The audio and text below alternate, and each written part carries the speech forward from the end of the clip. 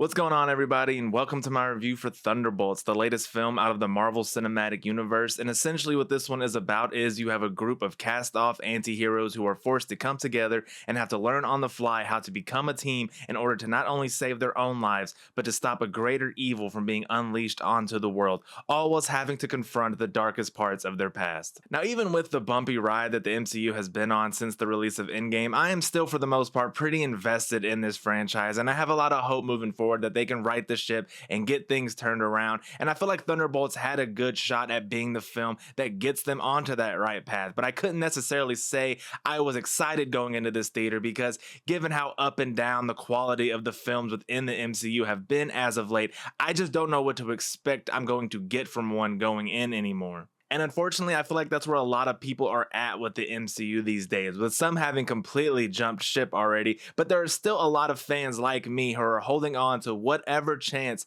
there may be that Marvel can regain the magic and the consistency that they once had in this beloved universe. But there were many reasons to be skeptical that Thunderbolts would be the movie where that happens. And I think the main concern that people are feeling is that we are just getting this movie a few years too late.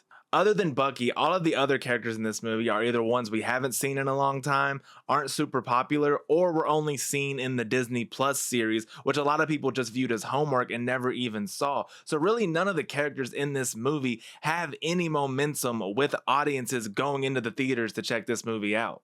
And with Marvel struggling to deliver quality films with even their top billed heroes, it was fair to question how were they going to take this batch of what many would consider to be at best B and C tier characters and deliver a film that is anything above the mediocrity that we have started to grow accustomed to within the comic book movie genre.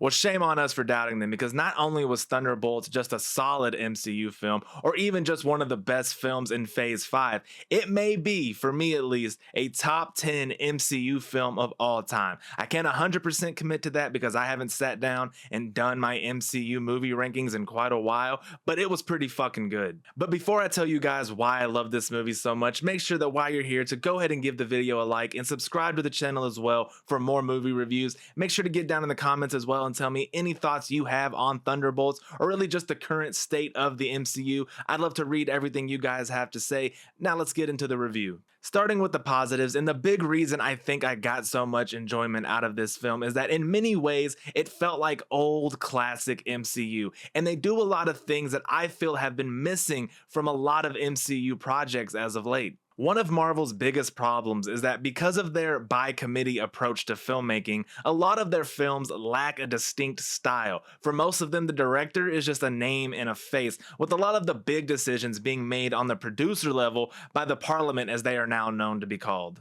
Scripts are constantly changing, a lot of things get fixed and adjusted in post-production. Oftentimes the movie that we eventually get to see as an audience is not the movie that the director set out to make when they signed on. For the most part, they are just a cog in the machine. But every now and then, very selectively, Marvel will give a director a little bit more freedom to explore their creative vision. The most notable examples being the Guardians of the Galaxy trilogy with James Gunn and both Black Panther films by Ryan Coogler. It's very clear that those movies come from those directors because they were able to create the movies that they wanted to create, and that is why they are widely considered to be some of the MCU's best work, especially when you compare Guardians 3 and Wakanda Forever to the rest of the MCU films that have released post-Endgame. In terms of style and overall filmmaking, they are a clear tier above the rest in my opinion. And these are all the kind of things I was thinking while I was watching Thunderbolts. It was finally another MCU movie that didn't feel like it had too many cooks in the kitchen. It felt focused, and because these are all characters that we have seen or gotten to know previously, it's a movie that actually felt built towards and earned, which is something that Marvel did so effectively during the heyday of the MCU. This is a comic book movie that is actually about something bigger than just explosions and hand-to-hand combat with a few comedic quips thrown in here and there. It's dealing a lot with mental health, loneliness, regret, grief, surviving childhood trauma, all very heavy themes, and they are explored in a very sincere and resonating way that I really connected with, and that is not something I typically expect to get from a superhero movie. For some people, this movie may actually be a little too dark for them, and I would totally see why it might turn some people off. But for me, what they did with these themes and subject matter were done to near perfection, and I can't commend them enough for it. The cast here is fantastic. To probably nobody's surprise, Florence Pugh gives a phenomenal performance, and a lot of the movie is centered around the character of Yelena, so she does get more screen time than everybody else here, and not a single scene or second is wasted by her. She exceeds on every level at essentially being the lead of this movie. David Harbour continues to be the definition of an actor who just never misses. You could put him in any movie and your movie immediately becomes better. He can do anything that is asked of him and absolutely nail it. Him as the Red Guardian with that Russian accent, everything he says is absolutely hilarious, but he can also rise to the occasion when a scene calls for a more emotional side to his performance. He just continues to be one of the most solid and reliable actors working today. After those two, everybody else here is also really solid. Sebastian Stan is always good as the character of Bucky. He fits that role like a glove. Wyatt Russell has that arrogant charm that he gets from his father going for him. Hannah John Kamen, she doesn't get a lot to do as Ghost, but what she is given, she does really well with it. And I also really enjoyed Lewis Pullman as the character of Bob. I also think this is some of the best action we have gotten within the MCU. There's some really good stunt coordinating going on here, really good hand-to-hand combat. When they start to fight the big bad towards the third act of the film, that shaky MCU CGI does start to rear its ugly head and become a little more prevalent than I would like it to be. But I guess sad to say, kind of, I've really gotten used to it at this point, and we have seen far worse examples of it within the MCU movies, so I can't really say it was something that was bothering me all that much while I was watching it. I have already seen some people say that they were a bit underwhelmed with the final battle in the third act of the movie, and while I can see where they're coming from with some of the points they're making,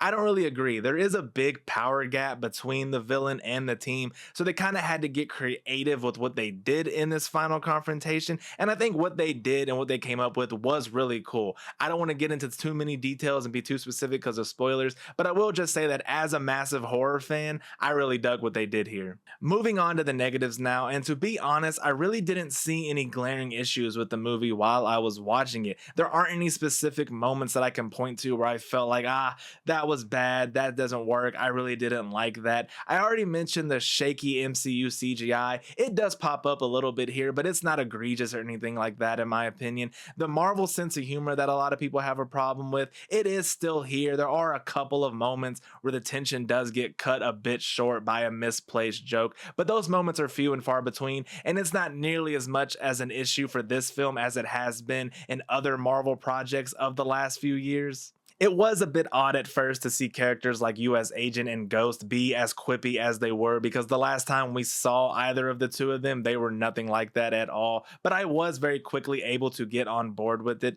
The only character that I ever really had a problem with or annoyed me is the character of Valentina, played by Julia Louis-Dreyfus. She's just so unserious about everything all the time that the way she's written wore pretty thin on me really quick, but it never really had an impact on my overall enjoyment of the film. Anything else I could say here would just be useless nitpicking in my opinion, nothing substantial enough to even be worth mentioning. This was just a really, really good movie and a huge and much needed victory for the MCU. So there you guys have it. Those are all of my thoughts on Thunderbolts. I just thought this was a fantastic movie and I enjoyed every single second of it. Like I said, this may be a top 10 MCU movie of all time for me. I don't know. I need to sit down and think about it. But the fact that that's even a possibility, that it can even come close to my top 10, is not something that I ever could have predicted or seen coming when I was walking into the theater. If you're an MCU fan, I definitely recommend you go check this out in theaters. If you're someone who's already jumped ship on the MCU,